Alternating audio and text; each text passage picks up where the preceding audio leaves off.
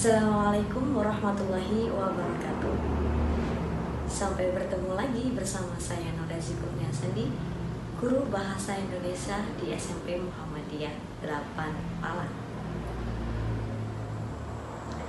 Baik, bagaimana kabarnya hari ini anak-anak? Alhamdulillah, semoga Allah selalu senantiasa memberikan kesehatan kepada diri kita. Amin ya robbal alamin. Baik anak-anak, sebelum kita memulai pelajaran pada pagi hari ini, mari kita buka bersama-sama dengan bacaan basmalah. Bismillahirrahmanirrahim. Selanjutnya kita akan belajar mengenai bab kedua bahasa Indonesia, yaitu teks pidato. Kalian sudah pernah melihat orang berpidato?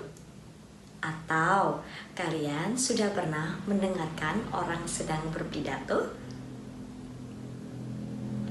Misalnya, guru atau bapak ibu kepala sekolah yang sedang memberikan atau menyampaikan pidato di hari upacara bendera ataupun di hari kemerdekaan.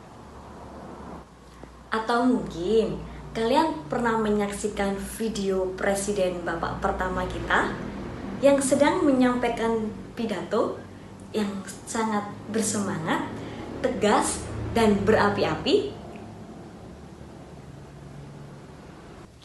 Nah, jika kalian pernah menyaksikan dan bahkan pernah mendengarkan, bahkan kalian pun juga tertarik untuk menyampaikan pidato, mari kita belajar bersama-sama untuk membuat teks pidato.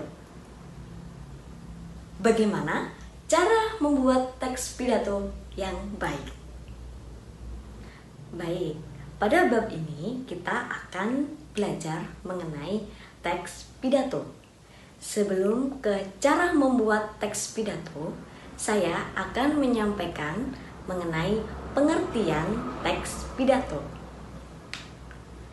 Teks pidato merupakan informasi atau gagasan yang disampaikan oleh orator. Orator di sini yaitu pembicara kepada pendengar di tempat umum atau di depan umum. Dari sini cukup jelas mengenai pengertian dari teks pidato. Baik. Selanjutnya kita akan belajar mengenai struktur atau unsur dalam membuat teks pidato. Dalam membuat teks pidato, kita harus sadar akan adanya struktur dalam membuat teks pidato. Dalam struktur teks pidato ini terdapat 3 unsur, yaitu yang pertama, pembukaan. Yang kedua, isi. Dan yang ketiga, penutup. Mari kita bahas bersama-sama mengenai 3 unsur dalam struktur teks pidato. Kita bahas yang pertama mengenai pembukaan.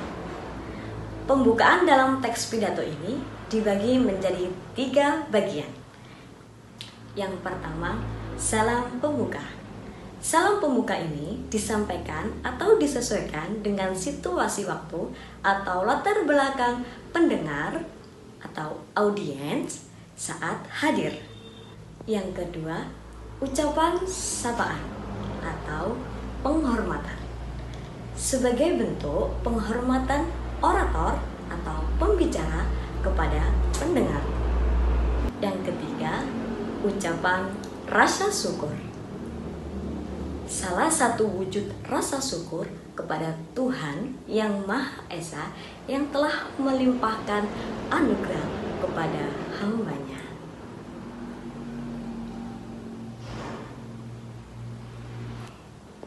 Untuk unsur teks pidato yang kedua, yaitu isi pidato.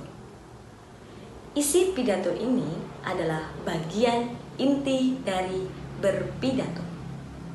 Di dalam isi pidato ini terdapat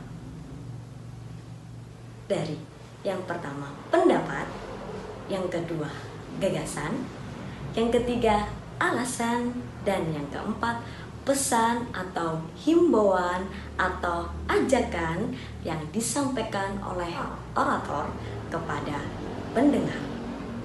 Unsur teks pidato yang ketiga yaitu penutup. Penutup pidato ini adalah bagian terakhir sebuah pidato yang disampaikan oleh orator kepada pendengar. Di dalamnya terdapat yang pertama, harapan bagaimana agar gagasan atau informasi yang disampaikan cukup atau sangat bermanfaat bagi pendengar. Yang kedua, permohonan maaf. Permohonan maaf ini disampaikan kepada pendengar jika ada kesalahan atau kekhilafan oleh orator atau pembicara. Yang ketiga, ucapan terima kasih. Ucapan terima kasih ini disampaikan orator kepada pendengar. Dan yang terakhir, keempat, yaitu salam penutup sebagai akhir dari gagasan atau informasi berpidato yang telah disampaikan. Baik, dari sini cukup paham anak-anak mengenai struktur dan unsur membuat teks pidato. Baik, jika dari sini kalian paham, saya akan menjelaskan lagi mengenai ciri kebahasaan teks berpidato. Ciri kebahasaan teks berpidato yaitu terdiri dari 6 bagian. Yang pertama, kita sering menggunakan kalimat aktif. Kalimat aktif ini adalah kalimat yang subjeknya aktif atau melakukan kegiatan ataupun aktivitas. Yang kedua, menggunakan kata tugas. Kata tugas ini sejenis kategori kata dalam bahasa Indonesia yang terdiri dari kata depan, kata sandang, dan kata seru. Yang ketiga, kosakata emotif. Kosakata emotif ini kosakata yang berhubungan dengan emosi atau perasaan yang bisa membuat pendengar menjadi tersentuh emosinya ketika menyimak atau mendengarkan kita. Yang keempat, kosakata bidang ilmu. Kosakata bidang ilmu ini yaitu kosakata yang sangat lazim digunakan di bidang keilmuan. Yang kelima, sinonim. Sinonim ini yaitu persamaan atau pendanaan makna kata. Dan yang terakhir, yang keenam, kata benda atau abstrak. Kata di mana yang menyatakan benda yang sifatnya tanpa wujud. Itulah 6 ciri kebahasaan teks pidato. Apakah dari sini kalian paham semuanya? Baik, selanjutnya tugas untuk kalian, silakan kalian membuat teks pidato dengan tema generasi bangsa atau hari kemerdekaan. Setelah itu, silakan kalian video dan kalian dokumentasikan dan kalian kirim kepada saya. Baik, sekian pembelajaran dan pertemuan kali ini. Mari kita tutup dengan bacaan hamdalah dan doa kafaratul majelis. Alhamdulillahirabbil alamin. Subhanakallahumma wa bihamdika asyhadu an la ilaha illa anta astaghfiruka wa atubu ilaik. Terima kasih, teruslah semangat belajar dan meraih cita-cita.